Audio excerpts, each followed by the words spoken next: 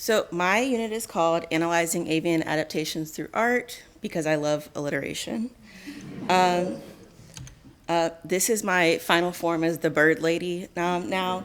Uh, I, s- I started my life hating birds, and through this unit, I have come to appreciate them. I will not say that I love them, I appreciate them. I teach at Tubman Elementary School in the Columbia Heights neighborhood of Washington, D.C. We are pretty much 50-50 African American students and Hispanic students, and we are a Title I school. So, Tim, did I do a good job looking like your slides? Yeah. Tim loves a black background with yellow text. So, the the seminar that I took this summer was art, design, and biology. We talked about how these three things intersect and how artists, just like authors, make choices that people are then supposed to glean meaning from in the same way that authors make choices that you glean meaning from. We talked about people like John Ruskin, Darwin, and of course my guy, Audubon, who was a huge bird lover, a little bit of a freaky boy, and I love him for it because a lot of his art is very useful for my unit. So the District of Columbia uses the Common Core standards. So our district standards are that I will be using in my unit are describing connections between text. For us, it would be art. To know and use various text features, art, and to identify basic similarities and differences between two texts, art, on the same topic.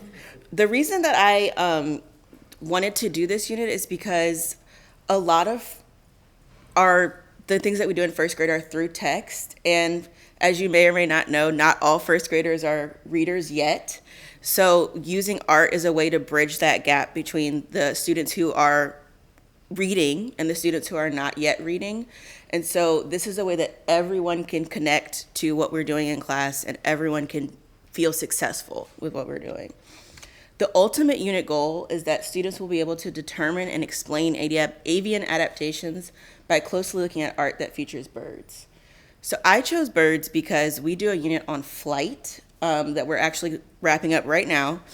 And one of the things that we learned about flight is that people looked at birds and studied birds to try to figure out how to make flight happen. And so that's a really good through line and connection to the next unit, which is animal adaptations. Now, we read a lot about animal adaptations, and I wanted to make the unit more visual so that students can make connections of like, oh, I see this, so I know that this bird does this, or eats this, or lives here.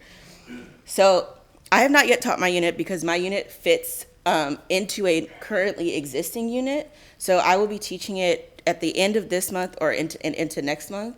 So if you will follow me, I will do a little simulation on what the unit will look and sound like. So this is one of the first images that I'll be showing to students. And then the first conversation we're going to have is look at the year. It's 1760. They did not have cameras in 1760. This is how they had to document what they were seeing and to be able to share with other people. So what do the birds have in common? Anybody? They're beaks. So I can see that these are not all the same bird, but I can see that the artist chose to put these birds on the same page because they have very similar beaks. And so why do you think that is? What was he trying to do here? What was he trying to show? But also let's think about how are they different, because they're not the same bird. So even like the slightest curve of this, I think it's a griffin's beak, shows that he probably eats something a little bit different than this woodpecker and this bird down here. It's sharp, so what do you think he eats? Meat. And the next question, before we move to the next one, would be, what would you need to understand more about these birds? Because as you can see, this is black and white. I don't know a lot about their environment. So maybe I could add more to help me learn more about their environment. So here is another image by Audubon. And we are going to focus in on the woodpecker from this image. What if they done differently? What I would hope is that they notice that there's color. So what does that tell me about the bird? And do you think it's more or less helpful? There's going to be a contrarian who tells me it's less helpful, but hopefully someone will say it's more helpful because I can even see there's a bug on the branch. So now I know what kind of food this bird eats. I know I can infer that a bird with this kind of beak probably eats insects. So if I see another bird with this kind of beak, I can make the connection. And I see more of the tree. So I know more about the environment that this bird lives in. Oh, so this is a QR code to my unit if you want to look it up. But thank you for going on this thought journey with me. I am really excited to teach this unit because the kids love animals, and I am excited to make a bridge between what they already know and what they will be learning so that they will be able to analyze any animal that they come across and be able to say, I see this, so I know they do that. And it's going to make little confident 6-year-olds, which is very exciting. Thank you.